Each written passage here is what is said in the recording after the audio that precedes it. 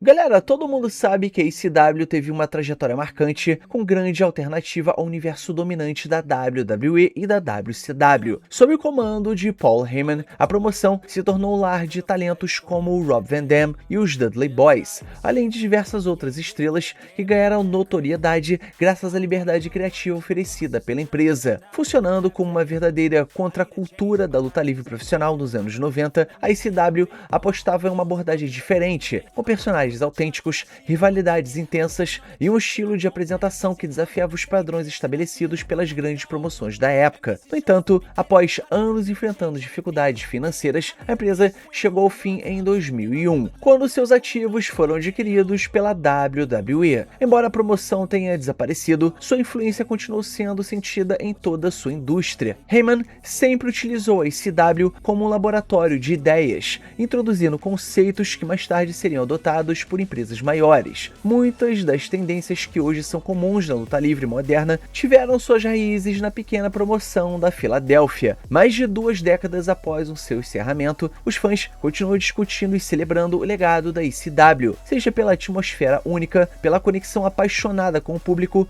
ou pela disposição de assumir riscos criativos. Muitos aspectos da empresa ainda são lembrados com carinho e são frequentemente apontados como elementos que fazem falta no cenário atual da luta livre.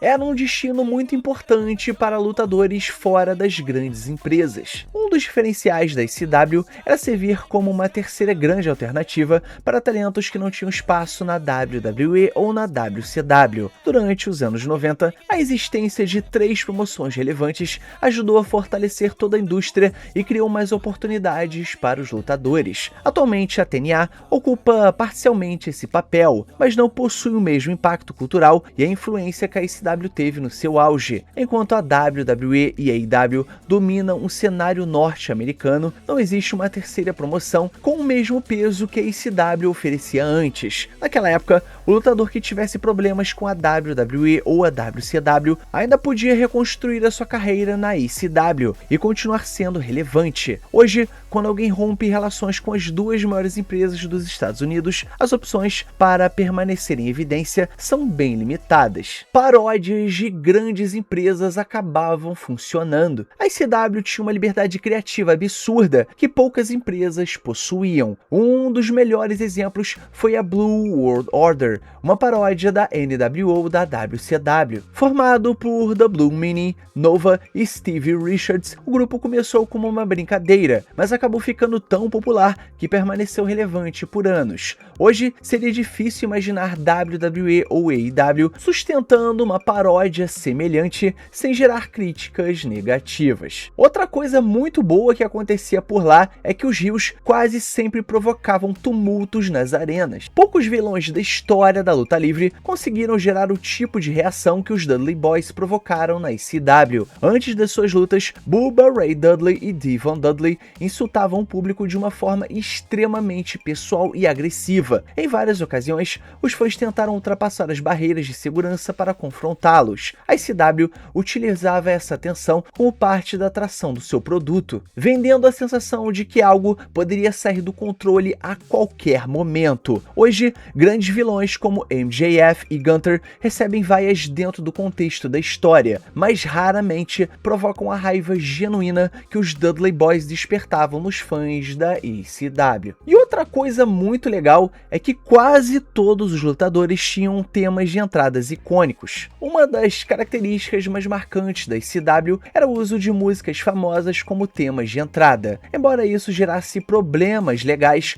Paul Heyman ajudou a criar apresentações inesquecíveis para os seus lutadores. Quase toda estrela da ECW entrava ao som de uma música conhecida, o que aumentava instantaneamente a conexão do público com os personagens. Nenhum exemplo foi maior do que ao do The Sandman, entrando ao som de Enter Sandman, do Metallica, uma combinação que se tornou lendária na luta livre. E basta você assistir ao pay-per-view One Night Stand de 2005 para você ter uma ideia. Hoje, empresas como a AEW ocasionalmente pagam os direitos de músicas famosas para alguns talentos, mas é impossível reproduzir em larga escala o que a ECW fazia em tempos mais rebeldes. Isso ajudava cada lutador lutador aparecer uma estrela única assim que atravessava a cortina. Outra coisa muito legal também é que um título de midcard tinha quase a mesma importância de um título mundial. Uma das ideias mais inteligentes da ICW foi tratar o seu cinturão secundário quase no mesmo nível do título mundial. Enquanto a maioria das empresas utiliza cinturões intermediários apenas como degraus para o main event, a ICW fez algo diferente com Rob Van Dam. Ao invés de colocá-lo imediatamente na disputa do cinturão mundial da ICW, Paul Heyman